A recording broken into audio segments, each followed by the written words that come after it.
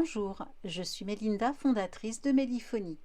Depuis 17 ans, j'accompagne les entreprises dans leurs relations clients à distance, leur accueil téléphonique et leur organisation administrative. Bienvenue dans l'Art de répondre, le podcast qui remet de l'humain, de la méthode et de la clarté dans la relation client. Aujourd'hui, j'aimerais vous parler d'un détail qui paraît tout simple, presque anodin, et qui pourtant peut changer la qualité d'un échange. Bien orthographier le prénom de son interlocuteur. Dans la relation client, on parle souvent de posture, d'écoute, de réactivité, de gestion des demandes ou de suivi. Mais parfois, l'attention portée à une personne commence par quelque chose de très simple, son prénom.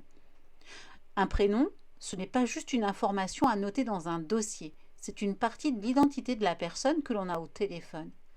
Et quand on prend le temps de vérifier comment il s'écrit, on envoie un message très clair. Je veux bien faire les choses. Je vous écoute vraiment. Je ne vous traite pas comme un simple appel.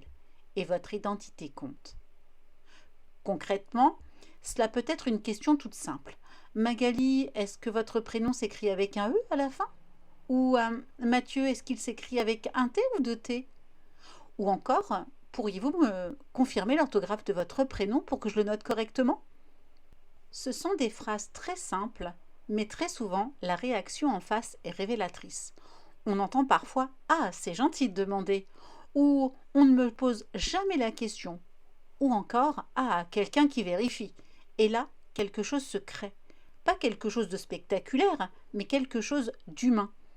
Parce qu'au fond, vérifier l'orthographe d'un prénom, ce n'est pas seulement éviter une erreur administrative, c'est montrer que l'on accorde de l'importance à la personne.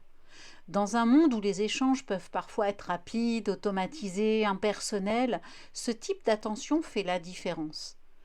Le client sent que l'on prend quelques secondes pour lui, il sent que l'on veut être précis, que l'on ne note pas son prénom à peu près. Et dans la relation client, le à peu près peut laisser une impression de négligence. Imaginez recevoir un mail avec un prénom mal orthographié.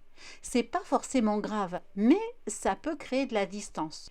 Très sincèrement, quand je reçois un mail ou au téléphone que l'on m'appelle Mélanie, alors que je m'appelle Mélinda, je peux vous assurer que ça me fait pas forcément plaisir. C'est pas forcément grave, hein, mais comme je le dis, ça peut créer vraiment une distance.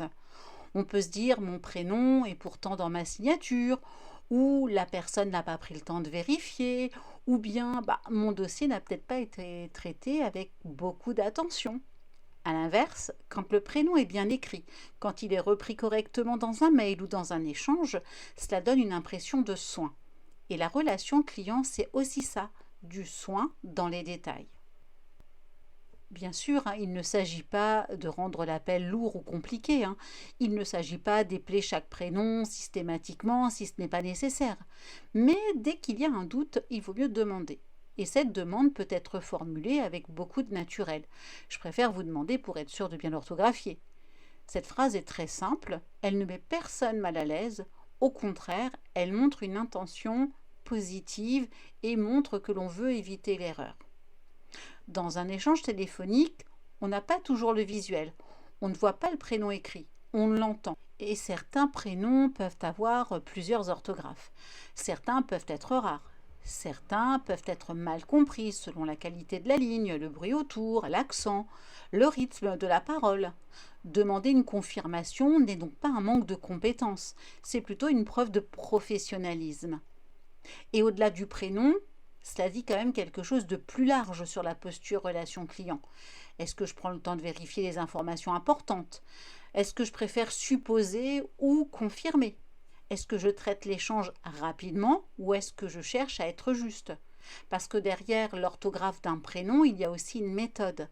La méthode de ne pas laisser une information incertaine dans un dossier. La méthode de vérifier avant de transmettre. La méthode de préférer une question simple à une erreur évitable. Ce détail est aussi important dans le suivi. Si le prénom est mal orthographié dans un CRM, dans un mail, dans un compte-rendu ou dans une transmission interne, l'erreur peut se répéter.